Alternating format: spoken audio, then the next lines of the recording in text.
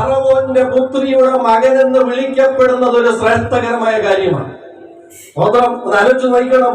അവിടുത്തെ ഏറ്റവും സമ്പന്നമായ രാജ്യത്തിന്റെ രാജാവിന്റെ മകനാണ് ഈ പോകുന്നതെന്ന് പറയുമ്പോൾ നാട്ടുകാരൊക്കെ ഞെട്ടാൻ സാധ്യതയുണ്ട്. അവരൊക്കെ ഞെട്ടി ഞെട്ടി നോക്കാൻ സാധ്യതയുണ്ട്. ആ പറയുന്ന ആദരവൊക്കെ ഏറ്റെടുത്ത് അങ്ങനെ പോകുന്നത് വലിയ കാര്യമാണ്. എന്നാൽ മോശ പറഞ്ഞു, എനിക്ക് അതല്ല വേണ്ടിയത്, ദൈവം എന്നെ കുറിച്ച് എന്തു പറയുന്നു എന്നാണ് എന്നെ സംബന്ധിച്ച് പ്രധാനപ്പെട്ട കാര്യം. ഇന്ന് പകൽ ദൈവത്തിന്റെ പരിശുദ്ധാത്മാവ് കൃത്യമായി നിങ്ങളോടും എന്നോടും പറയുന്നത്, മനുഷ്യരുടെ മാനമല്ല നമുക്ക് വേണ്ടത്, ദൈവത്തിന്റെ അപ്രീസിയേഷൻ.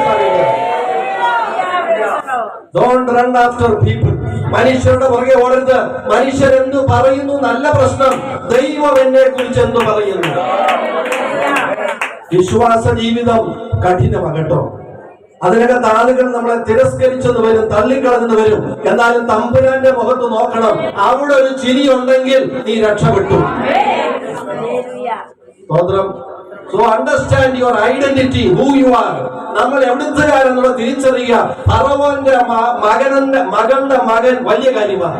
എന്നാൽ അതിനേക്കാളും വലിയ കാര്യമാണ് ഈ അണ്ടകടാഹത്തെ സൃഷ്ടിച്ച ദൈവത്തോട് കൂടെ നിൽക്കുന്നത്.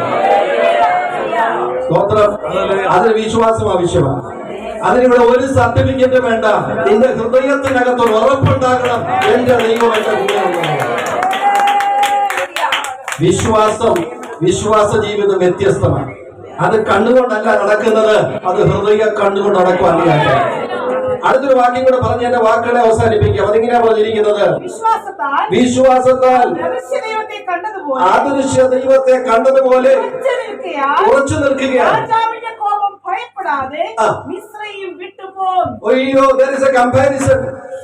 ഒരു വലിയ ശക്തനായ രാജാവ്, ഒരു വിരൽ ഞൊടിച്ചാൽ പൊടിച്ചു കളയുന്നവൻ, എല്ലാം നശിപ്പിച്ചു കളയാൻ കഴിയുന്ന ഒരു രാജാവ് ഒരു ഭാഗത്ത്.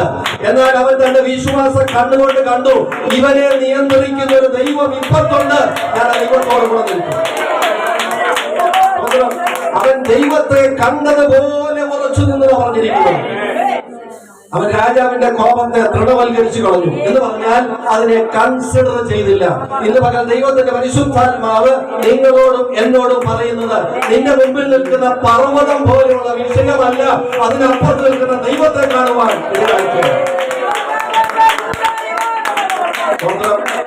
വിശ്വാസ ജീവിതത്തിന്റെ യാത്രകൾ ശ്രേഷ്ഠകരമാണ്. എത്ര പേര് അതിനകത്ത് തയ്യാറെടുക്കും?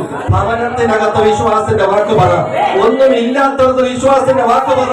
നീ കഷ്ടതയിലൂടെ പോകുന്നെങ്കിൽ വിശ്വാസത്തിന്റെ വാക്ക് പറ. ദൈവം നിനക്ക് വേണ്ടി അത്ഭുതങ്ങളെ ചെയ്യും. തമ്പുരാന്റെ ശബ്ദം കേൾക്കുക.